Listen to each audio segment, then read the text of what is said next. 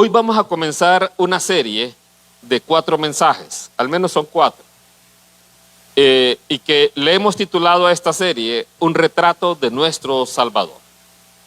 Existen 4 evangelios y en cada uno de estos evangelios se nos presenta a nuestro Señor Jesucristo. Pero cada uno de ellos lo hace con un énfasis particular y eso es lo interesante. Porque en cada uno de ellos vamos a encontrar distintas facetas en las cuales se hace énfasis. Hoy vamos a ver, en el caso de Mateo, vamos a contemplar al Rey prometido. Más adelante vamos a ver al siervo, más adelante al Salvador del mundo y después vamos a ver al Hijo de Dios. Entonces, esta serie es de 4 mensajes y hoy la idea es que usted se enamore más de nuestro Señor, que usted ame aún más a nuestro Salvador y que usted también procure escudriñar la palabra por su cuenta y ver todo lo que ahí se revela. Entonces hoy vamos a ver cómo lo presenta el libro de Mateo a nuestro Señor Jesucristo. Y para comenzar, yo quiero que vaya conmigo al libro de Mateo y vamos a empezar en el versículo 1. Libro de la genealogía de Jesucristo, hijo de David, hijo de Abraham. Aquí comienza Mateo. Mateo, ¿usted recuerda cuando estudiamos acerca de los 12 apóstoles? Bueno, nos faltó uno. De hecho, sí lo voy a predicar. Nos faltó hablar de Judas, el que era el traidor. Que algunos digan, ¿qué vamos a aprender de él? Pues a aprender no a hacer lo malo. Eso es lo que tenemos que aprender de Judas. Entonces, Mateo comienza desde el versículo 1 presentando a Jesús y que él viene de la casa de David y que viene de Abraham. ¿Por qué hace esto Mateo? Porque Mateo, el objetivo que él tiene en todo el libro, y usted va a ver el énfasis que él hace, es mostrar a Jesús como el rey prometido. Mostrar a la casa de Israel que Jesús es el Mesías. Esa es la razón por la cual Mateo comienza así. Y de hecho, él dice, desde Abraham hasta David hay tantas generaciones, desde David hasta la deportación a Babilonia hay otras 14 generaciones, y de la deportación de Babilonia hasta que vino Jesús hay 14 generaciones. Él trata de mostrar a los judíos que Jesús es el rey, que no se equivoquen en su identificación, y por eso comienza de esta manera. Como usted sabe, pues Jesús fue concebido por el Espíritu Santo. Dice que desposado con María, y aquí hay que entender bien la cultura judía, desposado con María, María sale embarazada. Pero María era virgen, y entonces ¿cómo era que estaba desposada con José? Lo que ocurre en aquella época es que, a diferencia nuestra, ellos cuando se comprometían ya se consideraban esposos. Digamos, cuando nos comprometimos con Susan, realmente éramos novios todavía. Y hasta que nos casábamos somos esposos. Pero en la cultura judía no es así. Desde el momento que está el compromiso, ya se considera que esos son un matrimonio. De hecho, si quisiéramos ya romper el compromiso después de haberlo hecho, se ocupa hacer un divorcio. Entonces por eso María estaba comprometida ya, en este caso, desposada con José, pero no vivían juntos. O sea, se hace el compromiso, pero de ahí, ¿qué hago yo como esposo? Voy a preparar el lugar donde vamos a vivir con mi esposa.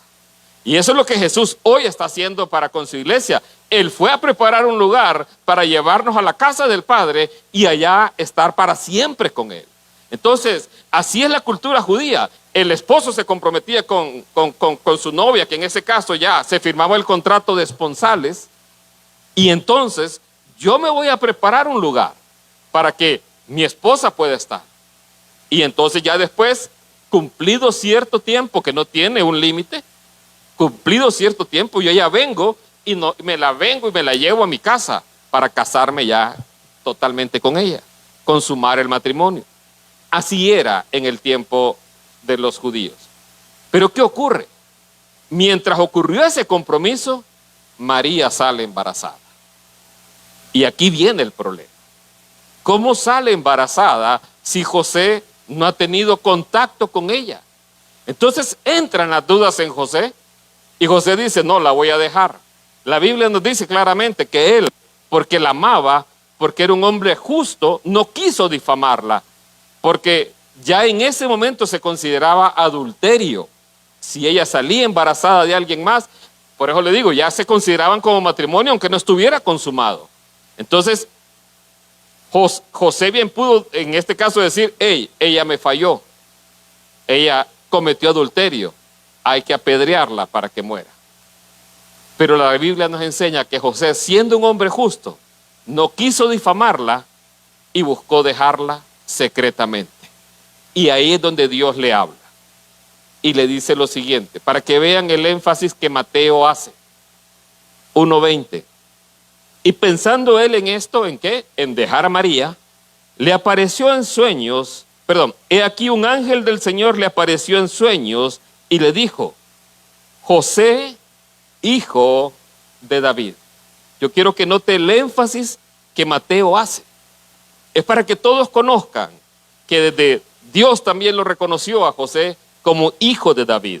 No temas recibir a María tu mujer, porque lo que en ella es engendrado del Espíritu Santo es.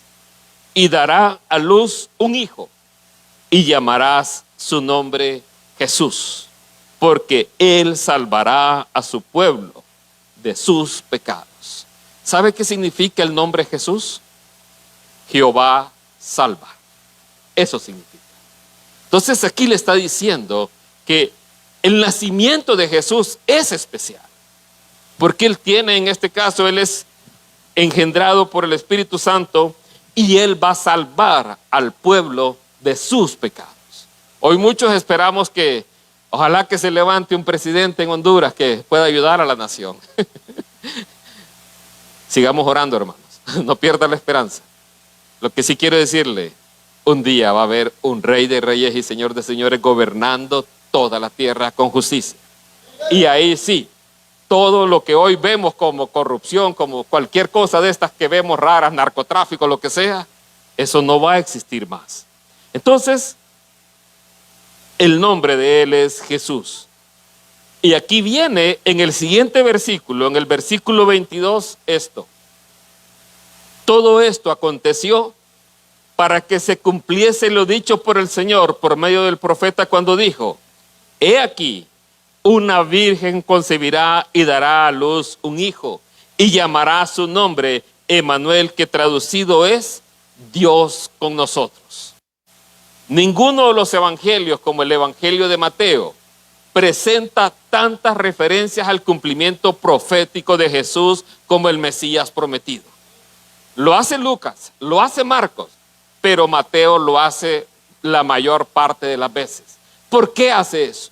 Para que los judíos y los israelitas no se equivoquen.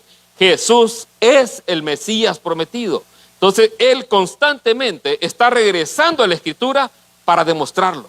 Y para que usted así no se pierda, para que los judíos no se pierdan. Recuerde quién era Mateo. Mateo era un cobrador de impuestos. Los judíos, y usted lo encuentra en la Escritura, dice que habían pecadores, habían rameras y habían publicanos también. Era una categoría especial de pecador. Los tenían separados de los pecadores, eran publicanos y pecadores. No eran todos pecadores, había unos que eran peores, publicanos. ¿Por qué los consideraban peores a los publicanos? Porque eran cobradores de impuestos. Y entonces estaban al servicio de los romanos, que eran sus enemigos. Entonces por eso no querían en este caso, a los cobradores de impuestos. Eres como la relación Olimpia-Motagua, más o menos así. No. Bien. Entonces, Mateo nos presenta a Jesús como el rey prometido, el rey de Israel que había descrito todas las profecías bíblicas. Y luego incluye un relato que solo Mateo contiene. Y es el siguiente. Y es un relato que casi siempre en Navidad lo utilizamos. Se trabó allá, me ayudan atrás, jóvenes. Se trabó. Ahí está. Cuando Jesús nació en Belén de Judea en días del rey Herodes, vinieron del oriente a Jerusalén unos magos. Esto solamente Mateo lo contiene. Esta descripción solamente él la presenta.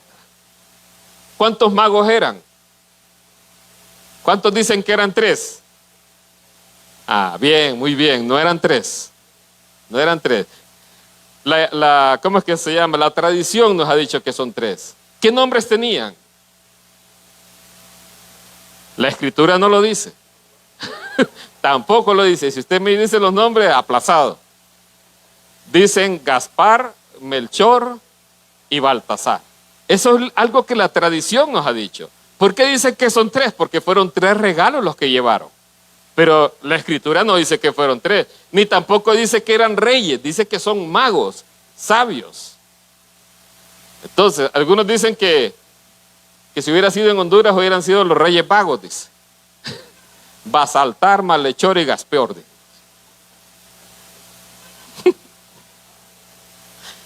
Cuando Jesús nació en Belén de Judea en días del rey Herodes, vinieron del oriente a Jerusalén unos magos. ¿Y qué fue lo que preguntaron los magos? Preguntaron lo siguiente, diciendo, ¿dónde está el rey de los judíos que ha nacido?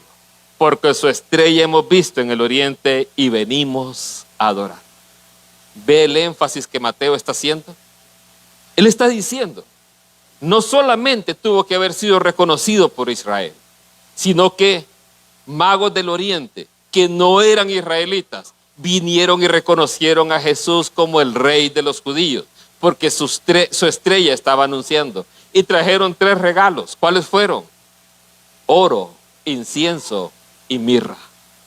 Esos 3 regalos trajeron. Y esos 3 regalos tienen un propósito especial. El oro es el símbolo de su naturaleza celestial. El incienso es el símbolo de que Él merece toda adoración. Y la mirra era representando su muerte, que era el camino por el cual Él iba a caminar. Entonces, esos 3 regalos tenían un propósito. Y vea, estos magos dicen, ¿dónde está el rey? Queremos adorarle. Lastimosamente se lo fueron a preguntar a Herodes. Y por eso Herodes indagó cuándo había nacido más o menos Jesús y mandó a matar a todos los niños que habían nacido en esa época. Y por eso Dios le dijo a José, váyanse a Egipto. Otra pregunta de examen. ¿Cuándo llegaron los magos a ver a Jesús? ¿Lo encontraron en un pesebre o no? ¿Cuántos dicen que sí lo encontraron en un pesebre? Ah, ya no quieren ni contestar.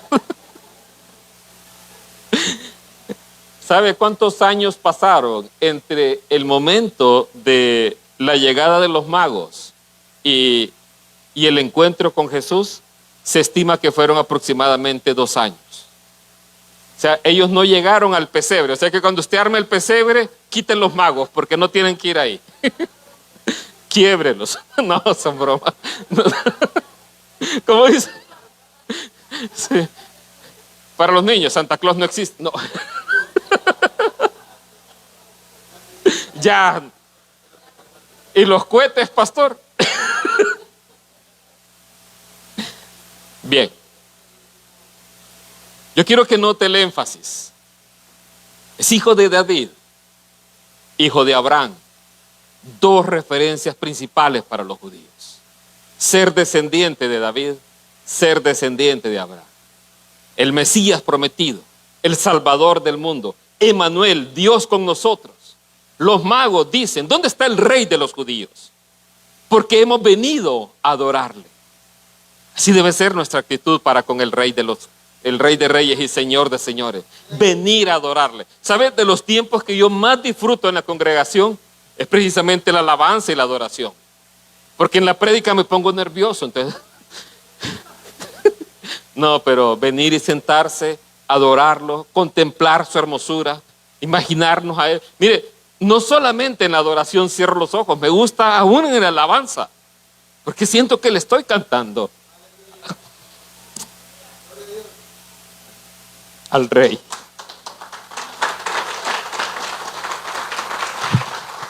Bien, sigamos.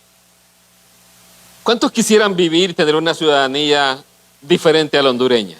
Esta no es pregunta capciosa. Muchos quisieran ser ciudadanos norteamericanos, otros europeos. ¿Cuántos requisitos piden?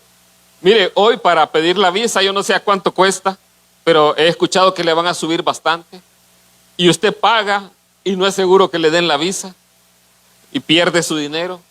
Hay un montón de requisitos a cumplir. Y no digamos querer ser ciudadano de otra nación.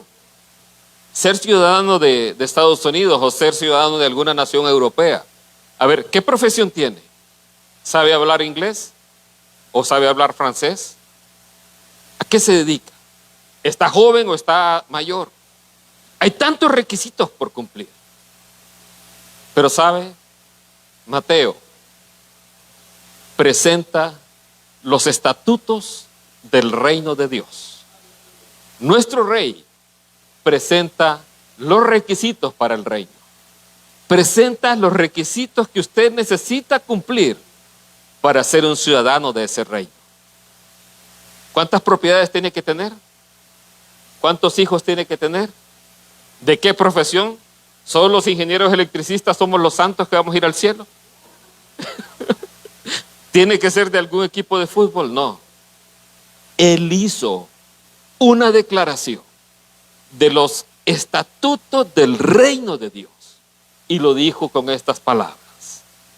Abriendo su boca, les enseñaba diciendo: bienaventurados los pobres en espíritu, porque de ellos es el reino de los cielos. Esta es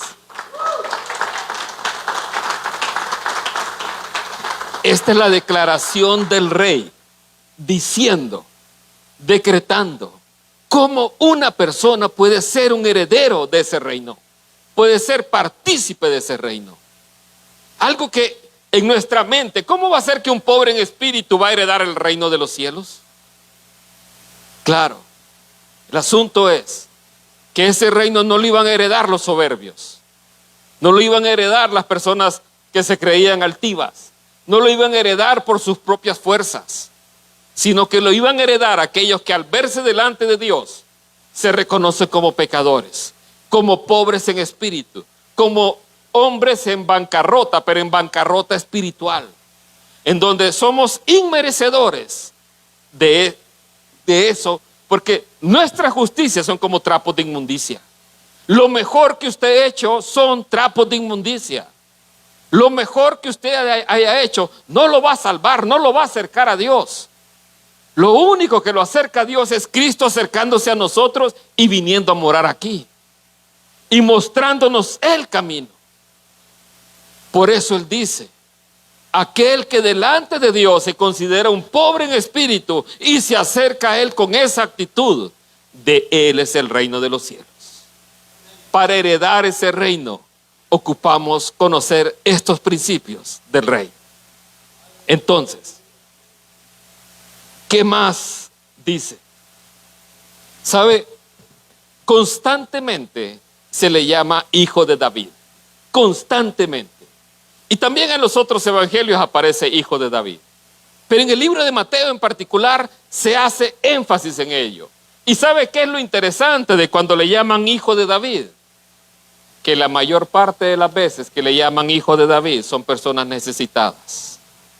Unos ciegos, un leproso, le llama hijo de David. Él no hizo acepción de personas. Mire, en el libro de Mateo aparece el llamado a los apóstoles. ¿Y cómo se presenta el llamado a los apóstoles en el libro de Mateo? Bien interesante cómo se presenta. Imagínense que usted es súbdito de un rey y el rey le ordena hacer algo. ¿Qué hace usted? ¿Desobedece o lo obedece? Vaya, no nos vayamos largo. Espero que sí. Imagine que Tito Asfura estuviera acá y le pide algo. Lo hace y le dice no. Bueno, era un riesgo. Y si fuera Trump, le da un Trump. No. Si estuviera Jesús, ¿qué haría? Si Jesús le pide algo, ¿qué haría? Es posible que Jesús le esté pidiendo algo hoy. Es posible que Jesús esté tocando su corazón hoy. Y por eso le pregunto, y le voy a decir qué hace Mateo.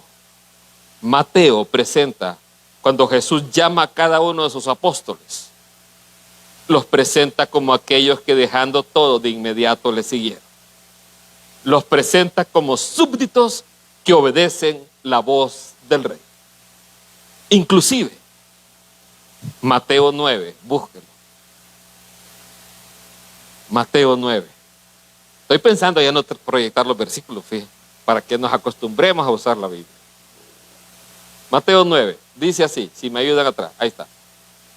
Mateo 9, 9. Pasando Jesús de ahí, vio a un hombre llamado Mateo, que estaba sentado al banco de los tributos públicos y le dijo, sígueme. Y se levantó y le siguió. Así presenta Mateo la forma en que los discípulos obedecen el llamado de su rey, como súbditos que obedecen inmediatamente la voz de su rey. Pero aquí vemos algo más en el libro de Mateo. Mire, hay una película que a mí me gusta mucho que se llama Hijo de Dios. Creo que es italiana. Usted la puede buscar, Hijo de Dios. O por lo menos los actores son italianos. Lo único que no me gusta es María, la madre de Jesús, que se mira como que le hicieron cirugía. Entonces por eso se mira más joven que Jesús. Pero bien, me gusta el llamado de Mateo en esa película. Porque presenta la oración de aquel publicano y aquel fariseo. Y Jesús dice ahí que dos hombres estuvieron orando. Uno era publicano y el otro era fariseo. El fariseo, justificándose, decía, gracias a Dios por esto. Doy diezmos 2 veces a la semana. Hago esto otro, hago oraciones. Y gracias a Dios que no soy como este publicano. Y el publicano dice, Señor, sé propicio a mí, pecado. Y Jesús ahí en la película les pregunta, ¿cuál oración fue escuchada en los cielos? Y entonces le extiende la mano a Mateo y le dice, sígueme. ¿Sabe? El libro de Mateo, además de presentar a Jesús como el rey prometido, muestra a Jesús como aquel que todo mundo puede acercarse. Publicano, alguien rechazado de la sociedad, alguien que estaba en la escala más baja del pecado, podríamos decirlo, para aquella sociedad, aquel que no podía ya acercarse a sus conciudadanos porque era considerado un traidor. Y es a quien Jesús va a buscar. Él está, y no importa el lugar que usted esté, si usted se considera tan bajo que ha caído en el pecado, ese lugar no es tan bajo para que Jesús lo pueda alcanzar. Jesús puede sacarlo de ahí si usted hoy obedece la voz como lo obedeció Mateo. ¿Sabe qué otras historias incluye Mateo en la genealogía de Jesús? Incluye la historia de Rahab la ramera. Incluye la historia de la moabita, Ruth. E incluye la historia de la que cometió adulterio con David, Betsabé. Y las presenta como parte de la genealogía del Rey de Reyes y Señor de Señores. ¿Por qué? Porque nos hace ver que Dios no hace acepción de personas. Que en su reino todo mundo tiene cabida. Todo aquel que se considera un pobre en espíritu no ocupa pagar cantidades de dinero, no ocupa hacer grandes cosas o obras, simplemente entregarle su corazón a Él. Si usted le entrega su corazón a Él, usted pasa a ser parte de su reino. Entonces, aquí en Mateo vemos ese ejemplo de todas las personas que pudo haber escogido. No escogió a sacerdotes, no escogió a reyes o gobernadores, escogió a personas humildes. aquellos que sí le podían entregar su corazón a Él. Normalmente hay personas que están tan ocupadas y tan ocupadas que no le entregan su corazón a Jesús. Hoy no tengo tiempo, Señor. Que sea otro día. Pero Él sigue tocando la puerta de su corazón. He aquí, yo estoy a la puerta y llamo. Si alguno oye mi voz y abre la puerta, yo entraré a Él y cenaré con Él y Él conmigo. Recuerde, Mateo está presentando al Mesías prometido. Cuando entró a Jerusalén, cuando Él entra a Jerusalén, ocurre lo que nosotros conocemos como Domingo de Ramos, como la entrada triunfal a Jerusalén. Ahí le recibe ¿quién? No le recibieron los gobernadores ni los romanos, le recibió el pueblo. Le recibió el pueblo. No extendieron una alfombra roja para que entrara, pusieron su propia ropa en el piso para que entrara. No vino en un carro o en un avión así para que llegara en primera clase. Llegó en un pollino. Así entró el Rey de Reyes a Jerusalén. ¿Y sabe? ¿Iba triste él por entrar así en esas condiciones? No. Iba muy contento porque dijo, déjenlos, porque si estos callaran aún las piedras hablarían. Así entró el rey. Pero no solamente entró así, también fue el rey rechazado. Mateo 23. Él dijo esto: Jerusalén, Jerusalén, que matas a los profetas y apedreas a los que te son enviados. ¿Cuántas veces quise juntar a tus hijos como la gallina junta sus polluelos delante de las alas, debajo de las alas, y no quisiste? He aquí, vuestra casa os es dejada desierta, porque os digo que desde ahora no me veréis hasta que digáis, bendito el que viene en el nombre del Señor. ¿Sabe? Aquí el Señor muestra cuánto amor ha tenido para con esta nación. Él ha querido juntar a esa nación, pero no quisieron. ¿Cuántas veces nos comportamos nosotros así? ¿Cuántas veces en el mundo fuimos así? Yo era así en el mundo. Alguien que no quería escuchar de Dios. Alguien que lo invitaban y inventaba cualquier excusa para no asistir o no aceptar la invitación. El verso 38 dice, he aquí os es dejada, vuestra casa os es dejada desierta. Tenemos que muchas veces pasar un desierto para acercarnos a Dios. Y gracias a Dios si nos permite entrar a un desierto, porque eso quiere decir que nos ama y quiere que nos acerquemos a Él. ¿Sabe? A ver, ¿cuántos padres aquí corrigen con fajazos a sus hijos? No me conteste. A ver, ahora, ¿cuántos padres aquí corrigen con fajazos a los hijos de los padres de otro? ¿Ah? ¿Alguien se atreve? No. ¿Por qué? Porque no son sus hijos. No los corrige. ¿Sabe? Dice la Escritura que Dios a sus hijos los corrige. Y si no nos corrige es porque somos bastardos, ¿sí?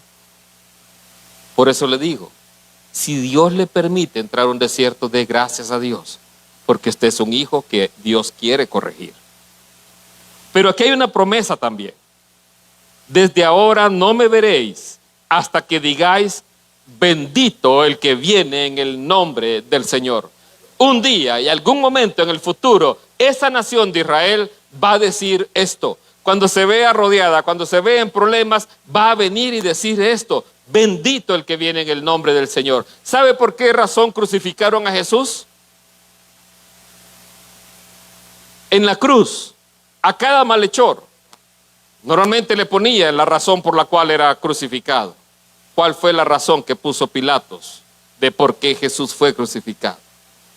Por ser el rey de los judíos. Por eso fue crucificado. Yo quiero que vea Mateo 26. Buscaban ocasión para juzgar a Jesús. Esto lo presenta Mateo. Y ahí cuando lo estaban juzgando, el sumo sacerdote viene y le pregunta, mas Jesús callaba. Entonces el sumo sacerdote le dijo, te conjuro por el Dios viviente que nos digas si tú eres el Cristo, hablando del Mesías, el Hijo de Dios. Él le pregunta, yo quiero saber. ¿Por qué? Porque habían señales que demostraban que Jesús era el rey de los judíos. ¿Sabe por qué razón querían matarlo? Era porque había robado a alguien o había golpeado a alguien. ¿Por qué? Porque le sanó a un enfermo en un día de reposo, le sanó su mano seca en un día de reposo. Desde entonces los judíos querían matarlo. Lo querían matar por hacer el bien. Lo crucificaron por ser el rey de los judíos. Y aquí Caifás le pregunta, ¿eres tú el Cristo? ¿Eres tú el Hijo de Dios? Y Jesús responde, vea su respuesta. Jesús le dijo, tú lo has dicho. Y además os digo que desde ahora veréis al Hijo del Hombre sentado a la diestra del poder de Dios y viniendo en las nubes del cielo. Él aquí está literalmente citando dos profecías. Salmo 110 y Daniel 7, 13 y 14. El Salmo 110 dice que Él está a la diestra de Dios, el ungido de Dios está a la diestra de Dios. Y Daniel 7, 13 y 14 es aún más maravilloso. Dice Daniel, veía yo en las visiones de la noche y uno como hijo de hombre venía en una nube y se acerca al anciano de días y le fue concedido dominio, reino, y un reino que nunca va a ser conmovido. Entonces, cuando Caifás le pregunta, ¿eres tú el Mesías? Tú lo has dicho. Y por eso ahora me vas a ver a la diestra de Dios conforme a las profecías y además me vas a ver viniendo en unas nubes como el Hijo de Dios, como el Hijo del Hombre, como la promesa que Él viene a cumplir.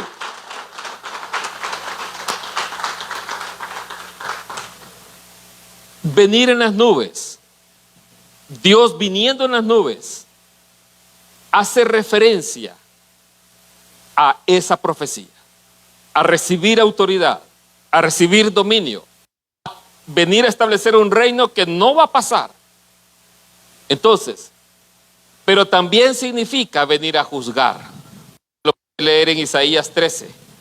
Dios viene en una nube a juzgar a Egipto por su idolatría. Bien, entonces, Jesús nació descendiente de David, eso nos muestra en el caso de Mateo al inicio, nos muestra también que es el Hijo de Dios concebido por el Espíritu Santo, nos muestra también los estatutos de su reino, cómo una persona puede formar parte de su reino, también nos muestra que es el Hijo de Dios y al cual todo mundo puede acercarse, también nos muestra que es el Rey rechazado, aquel que fue crucificado, pero también quiero que vea algo. Y muy importante para nuestra época. De hecho, estaba indeciso si predicar este mensaje o este otro. Mateo 24. Las señales del fin. Lo vamos a predicar después. Mateo 24 dice, mas como en los días de Noé, así será la venida de ¿quién? Del Hijo del Hombre. ¿A quién está apuntando? A la profecía de Daniel. Él se identifica como aquel que cumple la profecía de Daniel. Entonces dice, como en los días de Noé, así será la venida del Hijo del Hombre. Porque como en los días antes del diluvio, estaban comiendo y bebiendo, casándose y dándose en casamiento, hasta el día en que Noé entró en el arca y no entendieron hasta que vino el diluvio y se lo llevó a todos. Así será también la venida del Hijo del Hombre. El libro de Apocalipsis nos muestra una verdad.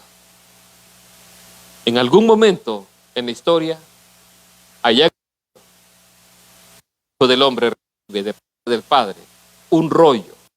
De la parte derecha, de la mano derecha del Padre, recibe un rollo.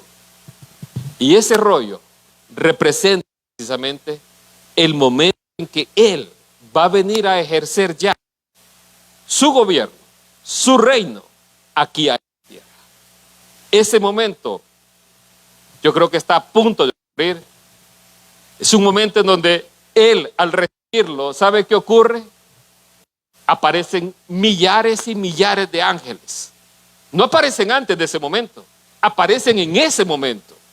Allí en el cielo aparecen 4 seres vivientes, 24 y el Padre. Pero cuando Jesús recibe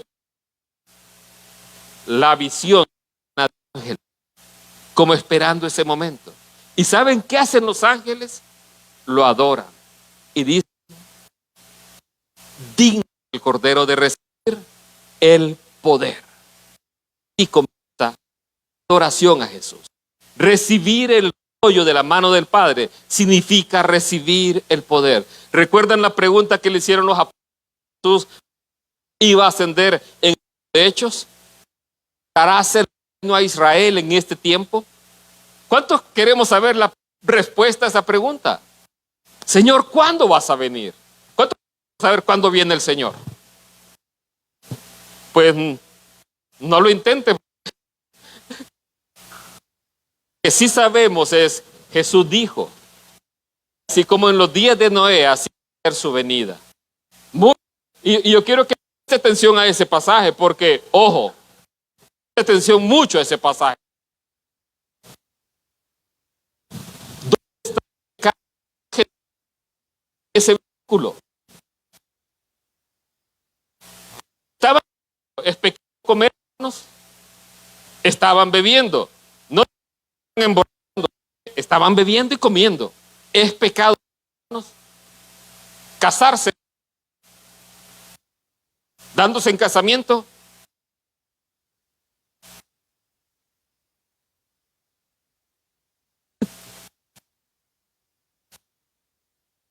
Pecado, entonces. ¿Sabe cuál era el pecado ahí? La indiferencia. La bebiendo,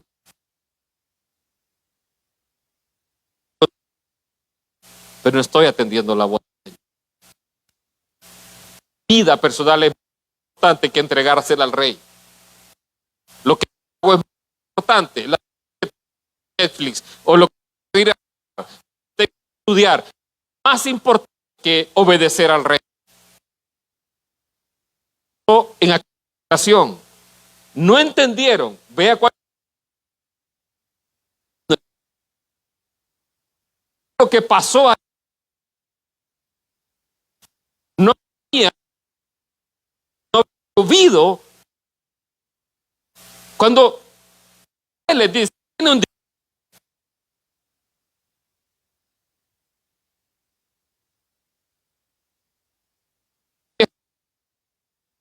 No, no, él les dice: no existe. Y alguien les dice: caer agua de arriba, sale de los ríos o está en el mar, nunca cae. Hay gente que cree que no hay lluvia. En la región, lluvia de jaibas, no sé si sabía eso. Aquí en la iglesia, ahí en es un Ramón, jaiba, Victoria, creo. Pero un día una sopa con las que caigan. Entonces, imagínese algo que y le dicen va a ocurrir. Cree. Puede decir algo que sí ha ocurrido y que repetirse. Una por de cuando él toque la trompeta. Llevada en un abrir y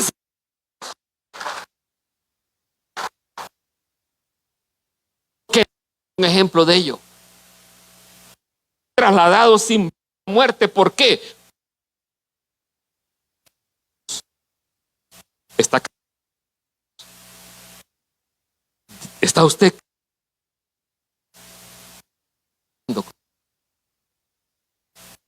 El rey viene, él lo prometió.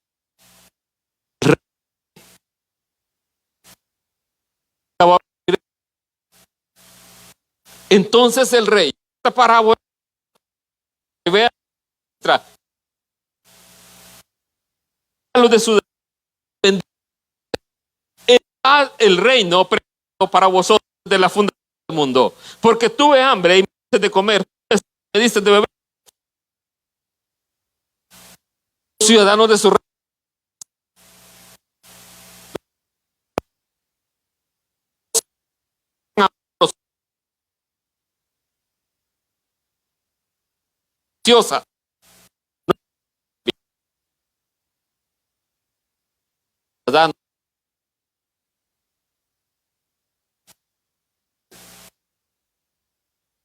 El reino preparado desde antes de la fundación del mundo.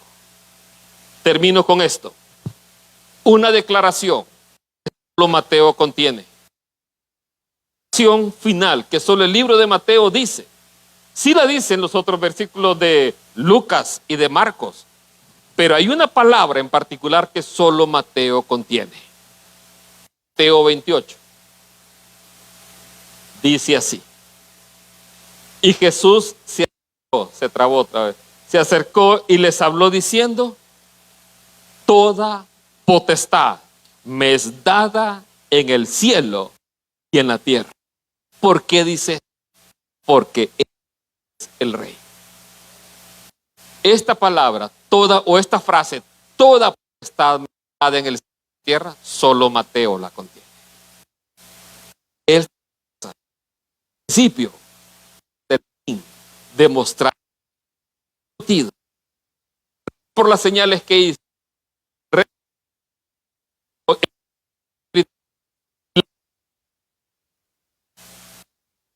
porque venció y va a regresar. Toda potestad me ha sido dada. Y cuando dice eso, ¿qué? Porque su de esto.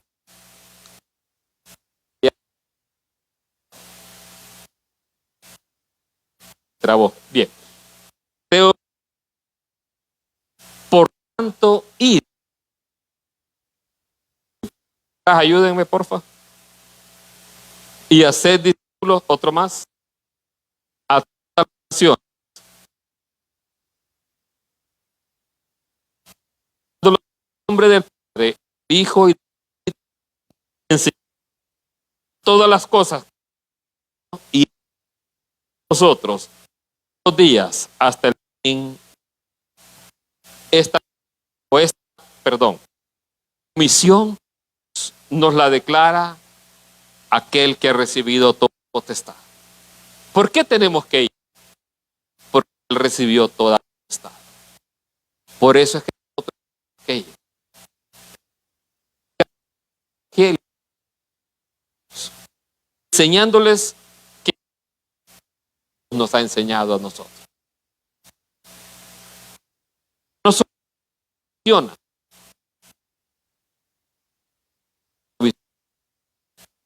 Yo estoy con vosotros todos los días hasta.